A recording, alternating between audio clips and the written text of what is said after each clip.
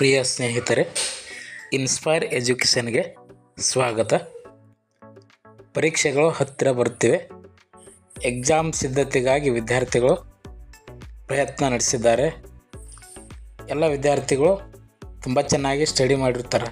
ಆದರೂ ಕೂಡ ಪರೀಕ್ಷೆಯಲ್ಲಿ ಯಾವ ರೀತಿ ಸಮರ್ಥವಾಗಿ ಉತ್ತರವನ್ನು ಬರೀಬೇಕು ಅನ್ನೋದನ್ನು ತಿಳಿದುಕೊಂಡ್ರೆ ಮಾತ್ರ ರಿಸಲ್ಟ್ ಚೆನ್ನಾಗಿ ಬರುತ್ತೆ. ಸೊ ಹಾಗಾದರೆ ವಿದ್ಯಾರ್ಥಿಗಳಿಗೆ ಇಂದು ಬರೆಯುವುದನ್ನು ಹೇಗೆ ನಾವು ಬರೀಬೇಕು, ಉತ್ತರಗಳನ್ನು ಯಾವ ರೀತಿ ಸಮರ್ಥವಾಗಿ ಬರೀಬೇಕು ಅನ್ನೋದನ್ನು ಇಂದು ಕೆಲವು ಟಿಪ್ಸ್ಗಳನ್ನು ಕೊಡ್ತೇನೆ. ಯಾರು ಸ್ಕಿಪ್ ಮಾಡದೆ ಪೂರ್ಣವಾಗಿ ವಿಡಿಯೋಗಳನ್ನು ಆಲಿಸಿ ಮತ್ತು ನೋಡಿರಿ.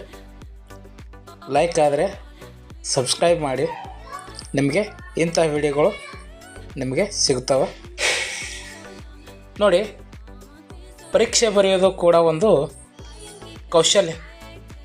ಸೊ ಅದು ಪರೀಕ್ಷೆ ಎಂದರೆ ಭಯ ಇರುತ್ತದೆ ನಿಜ, ಆದರೆ ಒತ್ತಡದಲ್ಲಿ ಪರೀಕ್ಷೆ ಬರೆದರೆ ಅದು ನಿಷ್ಪ್ರಯೋಜಕವಾಗುತ್ತದೆ. ಹಾಗಾಗಿ ಶಾಂತ ಚಿತ್ತದಿಂದ ಓದಿದ್ದನ್ನು ಮನನ ಮಾಡಿಕೊಂಡು ಪರೀಕ್ಷೆ ಬರೆಯಲು ಸಿದ್ಧರಾಗಿರಿ. ನಿಮಗೆ ಓದಿನ ಮೇಲೆ ನಂಬಿಕೆ ಇಡಿ, ಅದು ನಿಮಗೆ ಖಂಡಿತವಾಗಿಯೂ ನಿಮಗೆ ಒಳ್ಳೆಯ ಮಾರ್ಕ್ಸನ್ನು ಸಿಗಲು ಸಹಾಯ ಮಾಡುತ್ತದೆ. ಪರೀಕ್ಷೆ ಬರೆಯುವಾಗ ಪ್ರಶ್ನೆಯನ್ನು ಚೆನ್ನಾಗಿ ಅರ್ಥ ಮಾಡಿಕೊಳ್ಳಿ. ಒಂದು ಬಾರಿ ಪ್ರಶ್ನೆಯನ್ನು ಪೂರ್ಣವಾಗಿ ಓದಿಕೊಂಡು ಅದನ್ನು ಅರ್ಥ ಮಾಡ್ಕೋಬೇಕು. ಪೂರ್ಣವಾಗಿ ಪ್ರಶ್ನೆ ಅರ್ಥ ಮಾಡಿಕೊಂಡು ಬರೆದರೆ ಪೂರ್ಣ ವಿಷಯ ನಿಮಗೆ ಸಂಪೂರ್ಣವಾಗಿ ಸರಿಯಾದ ಉತ್ತರವನ್ನು ಬರೆಯಲಿಕ್ಕೆ ಸಹಾಯಕ ಆಗ್ತದೆ.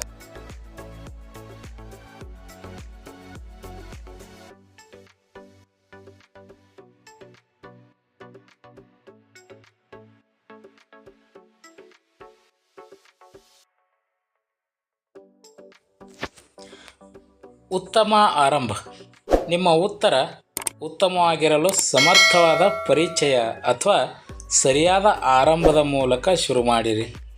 ನೀವು ಬರೆಯುತ್ತಿರುವ ವಿಷಯದ ಬಗೆಗೆ ಸಣ್ಣದಾಗಿ ಪರಿಚಯ ನೀಡುತ್ತಾ ನಿಮ್ಮ ಉತ್ತರವನ್ನು ಮುಂದುವರಿಸುವುದು ಒಳ್ಳೆಯದು.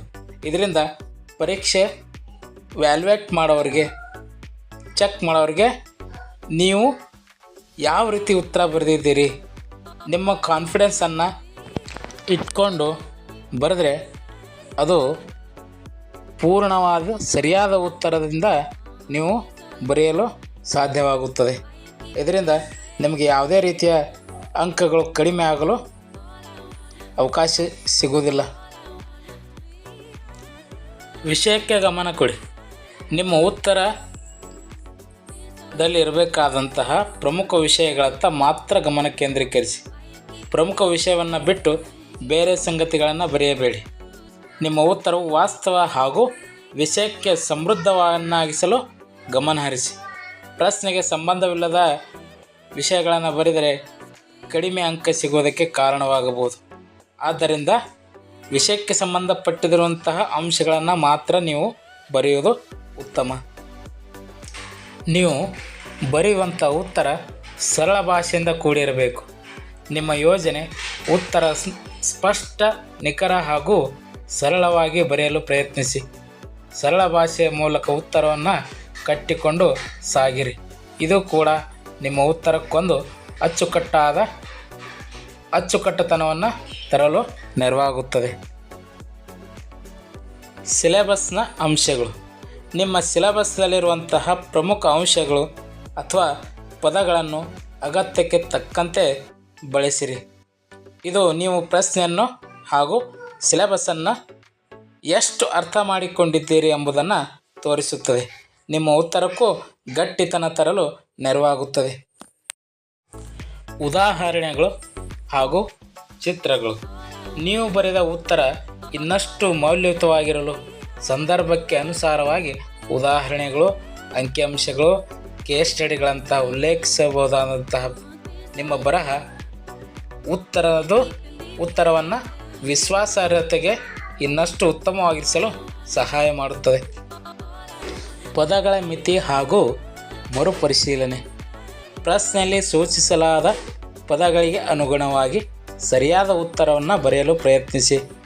2 ವಾಕ್ಯಗಳು ಅಂದರೆ 2 ವಾಕ್ಯಕ್ಕೆ ಮಾತ್ರ ಉತ್ತರ ಬರೆಯಿರಿ. 3 ಪುಟಕ್ಕೆ ಉತ್ತರ ಬರೆಯಿರಿ ಅಂದಾಗ 3 ಪುಟಕ್ಕೆ ಸರಿಯಾದ ಉತ್ತರ ಬರೆಯಬೇಕು.